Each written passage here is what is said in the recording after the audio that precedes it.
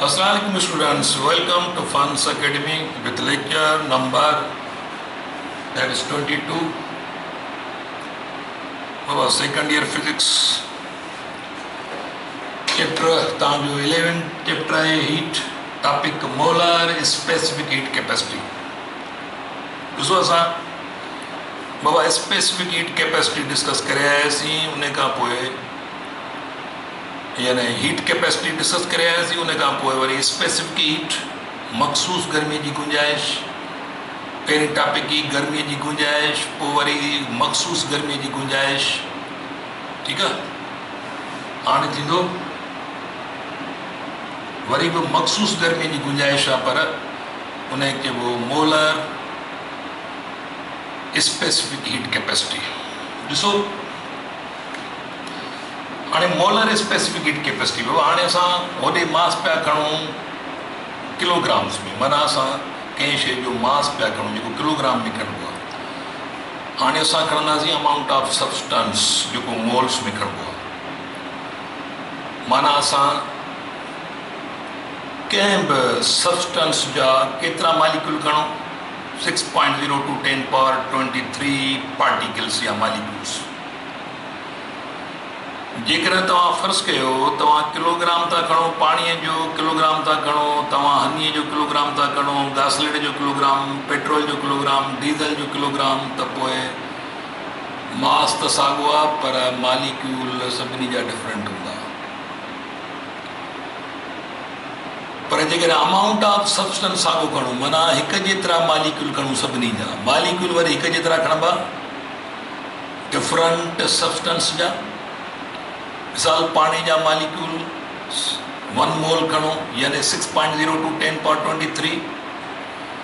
एतिरा ई molecule oxygen जा खणो एतिरा ई मालिक्यूल वरी कॉपर जा खणो एतिरा ई मालिक्यूल वरी कंहिं ॿी शइ जा खणो हाणे मालिक्यूल साॻिया आहिनि हिकु जेतिरा माना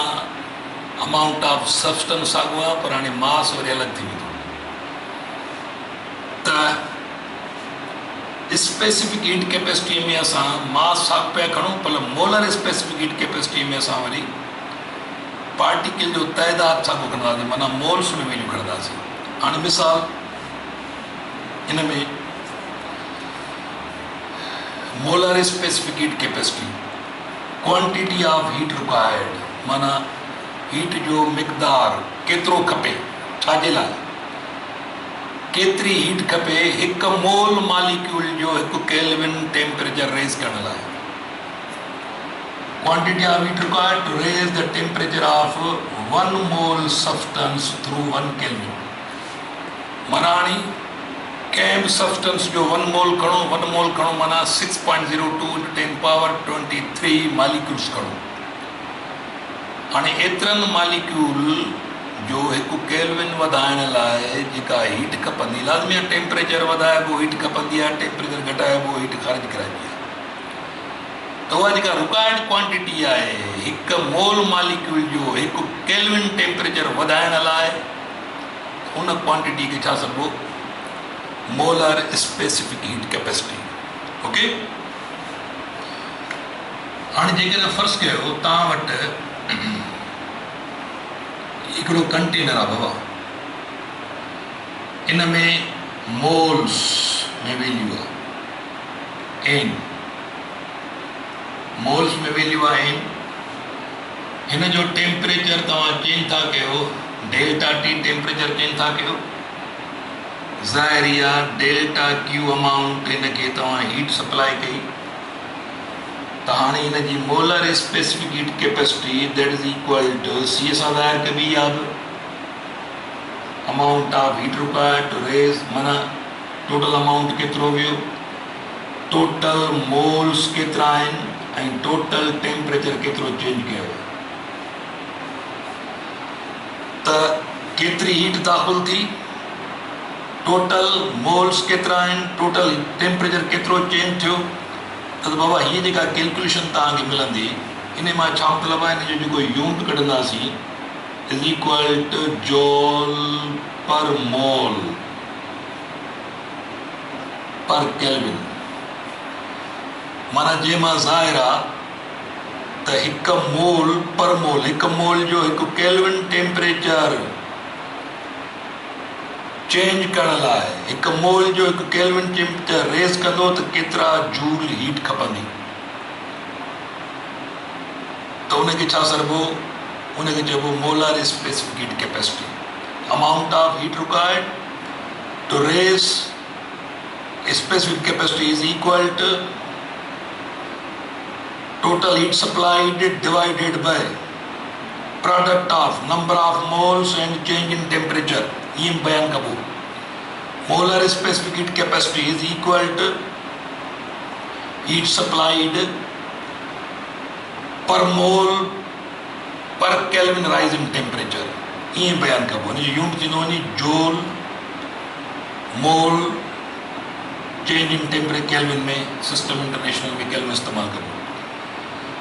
तो बाबा याद रखे छो तो मां इन फार्मूला के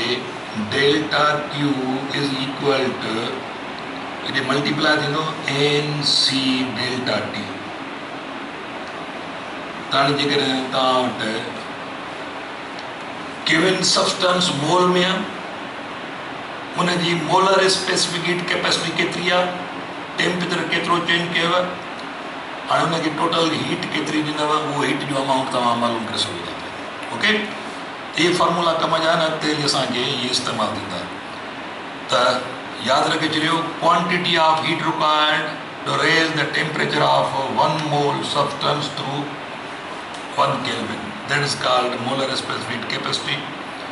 इज इक्वल टू जेका घुर्बल हीट ही बाबा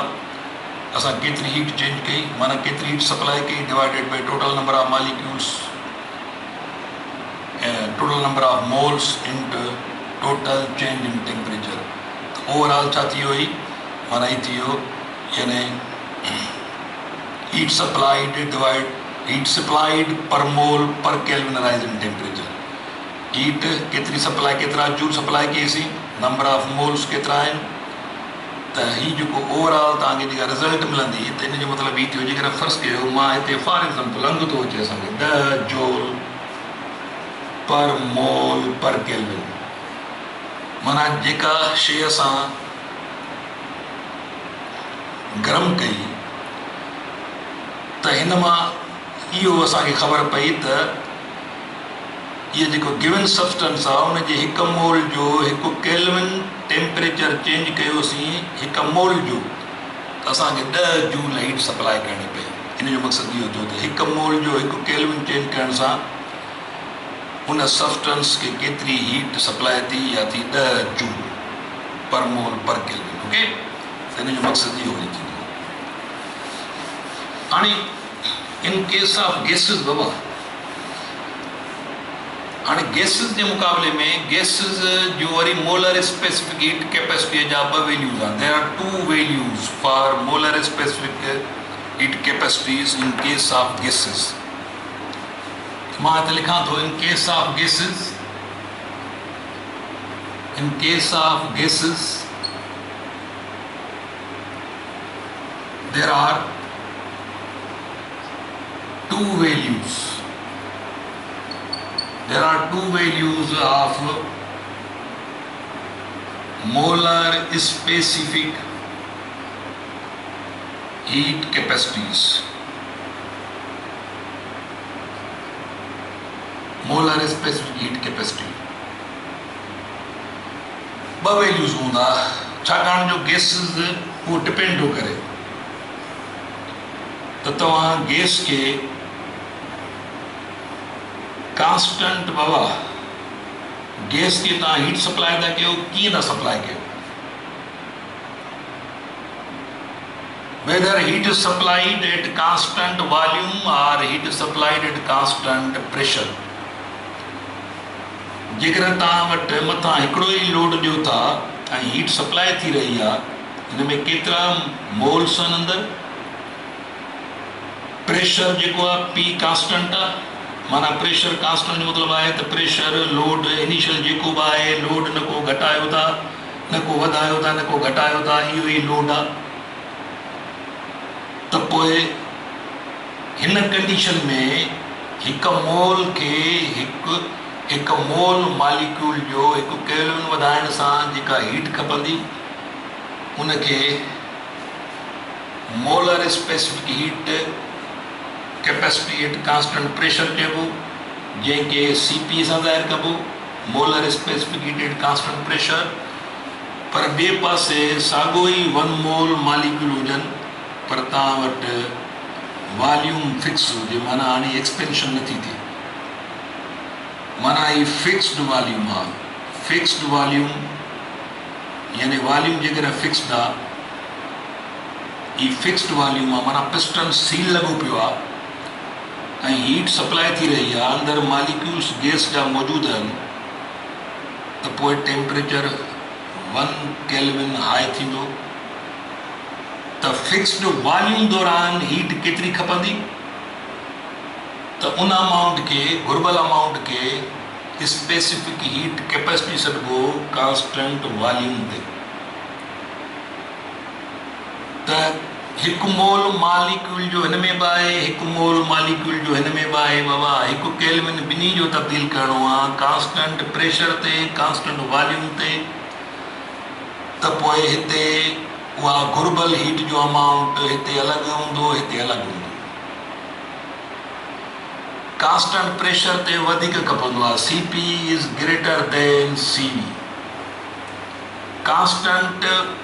प्रेशर ते वधीक अमाउंट खपंदो, कांस्टेंट वॉल्यूम ते घटि अमाउंट खपंदो हीट जो। इहा अॻिते हिन सां मैथमेटिकली प्रूव कंदासीं, पर हाणे थोरो हिन जी वज़ाहत कयूं त यादि रखे छॾियो बाबा त इहे जेके 2 वैल्यू आहिनि,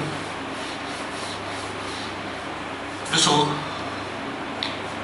असां वटि हिकिड़ो कंटेनर आहे, सिलेंडर आहे हिकिड़ो, मूवेबल पिस्टन अथसि, मथां लोड हिकिड़ो आहे, माना प्रेशर कांस्टेंट आहे, प्रेशर कांस्टेंट। ओके, अंदरि फर्ज़ कयो 1 मोल मालिक्यूल आहे ऐं ॿियो सिलेंडर आहे हिकु, इहो ॿियो सिलेंडर आहे जंहिंमें वरी पिस्टन फिक्स आहे, यानी फिक्स्ड वॉल्यूम थो लिखां मां, फिक्स्ड वॉल्यूम। वॉल्यूम फिक्स आहे, माना पिस्टन हेठि मथे थिए ई नथो। हिन में बि 1 मोल गैस आहे, 1 मोल गैस आहे, हिन में 1 मोल आहे, माना हिन में बि 1 मोल आहे, फर्ज़ कयो हिन में बि चाहे 1 मोल आहे। ठीकु आहे बाबा। हाणे ॾिसो थिए छा थो पियो, असांखे करिणो छा आहे, असांखे ॿिन्ही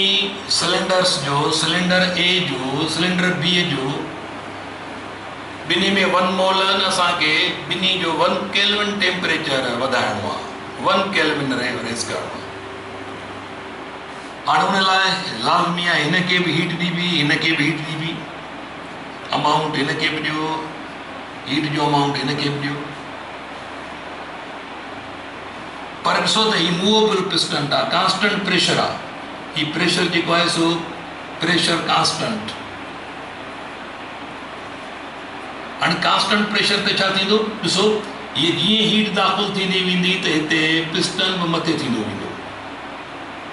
अगेंस्ट कांस्टेंट प्रेशर जे, माना पिस्टन जो मथे थियणु, पिस्टन जो मथे थियणु इहो वर्क थी रहियो आहे, यादि रखे छॾियो, माना पिस्टन जो मथे वञणु इहो वर्क थी रहियो आहे। यादि रखे छॾियो त जीअं हीट दाख़िल थींदी वेंदी त अंदरि टेम्परेचर बि रेज़ थींदो, पर हुन सां गॾु ही पिस्टन जो मथे वञणु माना इहो वर्क बि थिए थो, माना जेका हीट एनर्जी आहे रुॻो टेम्परेचर वधाइण में कमु कान थी अचे, पर कुझु अमाउंट वर्क डन में बि इस्तेमालु थी रहियो आहे। त पिस्टन जो जेकॾहिं वॉल्यूम माना सिलेंडर जो वॉल्यूम वधंदो वेंदो त टेम्परेचर आहिस्ते आहिस्ते रेज़ थींदो, छाकाणि जेका हीट सप्लाई थी रही आहे उहो रुॻो टेम्परेचर यानी इंटरनल एनर्जी में रुॻो कान थी कमु अचे, पर इंटरनल एनर्जी वधाइण सां गॾोगॾु उहा वर्क बि करे रही आहे, वर्क बि थी रहियो आहे। त हिते कुझु ज़्यादा अमाउंट इन थी रहियो आहे, 1 केल्विन टेम्परेचर रेज़ करण लाइ हिते वधीक अमाउंट दाख़िल थींदो, पर हिते पिस्टन फिक्स आहे, हिते जेको बि अमाउंट वञे थो उहो इंटरनल एनर्जी थो वधाए, माना टेम्परेचर थो वधाए। हिते थोरे अमाउंट में 1 केल्विन वधी वेंदो, हिते वधीक अमाउंट खपंदो 1 केल्विन रेज़ करण लाइ, छाकाणि जो हिते रुगो हीट टेम्परेचर कान थी वधाए पर पिस्टन खे बि मथे थो थिए, माना वर्क बि थिए थो, कुझु अमाउंट हीट एनर्जी जो used up in doing work, piston खे मथे करण में वर्क थी रहियो आहे,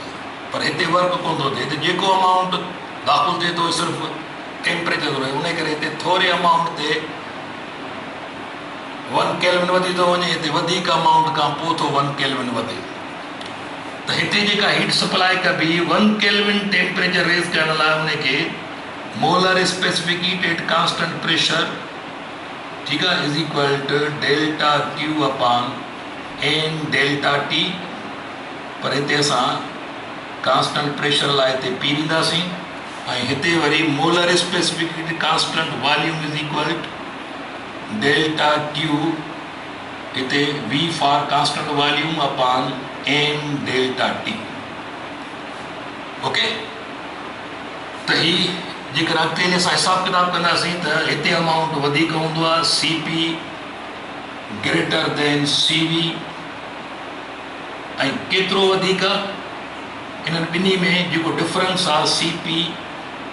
ऐं सी वी में जेको डिफरेंस हूंदो, यानी सी पी ऐं सी वी में जेको फ़र्क़ु हूंदो उहो हूंदो 8.314 जूल्स। त हिते जेकॾहिं फ़र्ज़ु कयो अमाउंट 100 जूल थो दाख़िल थिए, 100 जूल हिकु केल्विन टेम्परेचर हिकु मोल जो वधाइण लाइ, त हिते जेको दाख़िल थींदो सो 100 माना 108.314 जूल, माना हिते 108 माना 8.314 जूल हिते वधीक ऐं हिते 8.314 हिते घटि, माना हिते जेकॾहिं 100 जूल आहे त हिते 8.314 वधीक, माना इन्हनि ॿिन्ही में जेको फ़र्क़ु ईंदो ही molar specific heat constant volume ते आहे, ही कांस्टेंट प्रेशर ते आहे, त हिते जेको अमाउंट वधीक ईंदो उहो केतिरो आहे 8.314। जेकॾहिं हिते केतिरो बि अमाउंट कांस्टेंट प्रेशर ते तव्हांखे ॾे, उन मां 8.314 जूल माइनस करे तव्हां ही अमाउंट ठहंदो। जेकर कांस्टेंट वॉल्यूम ते अमाउंट मिलियल आहे त हुन में 8.314 एड करे तव्हांखे ही अमाउंट मिलंदो, ॿिन्ही में फ़र्क़ु हमेशह ई हूंदो 8.314 जूल। जेका कांस्टेंट प्रेशर ते हिकु मोल मालिक्यूल जो हिकु केल्विन वधाइण लाइ, हिकु मोल मालिक्यूल जो हिकु केल्विन वधाइण लाइ कांस्टेंट प्रेशर ते जेका हीट सप्लाई कबी ऐं कांस्टेंट वॉल्यूम ते जेका हीट सप्लाई कबी, ॿिन्ही में फ़र्क़ु केतिरो हूंदो 8.314 जूल। ही 8.314 हिन जे मुक़ाबले में हिते वधीक इंटर थींदी आहे। ओके, त इहो तव्हांजो बाबा मोलर स्पेसिफिक हीट कैपेसिटी। हिन खे अॻिते हली मैथमेटिकली असां कुझु कंडीशन्स आहिनि, उन्हनि खे हल करण खां पोइ असां इहो साबित कंदासीं त C P molar specific heat at constant pressure is greater than C V. त हाणे ही वैल्यू केतिरो ग्रेटर आहे हेतिरो अमाउंट वधीक आहे, माना ॿिन्ही में जेको फ़र्क़ु हूंदो सो ई हूंदो, molar specific constant pressure minus molar specific constant volume, ॿिन्ही में फ़र्क़ु जेको हूंदो 8.314 जूल जेतिरो हूंदो आहे। त इहो तव्हांजो अॼोको लेक्चर हो, बाबा ॿिए लेक्चर में वरी गॾु हूंदासीं, तेसिताईं पंहिंजो ख़्यालु कजो। अल्लाह हाफ़िज़।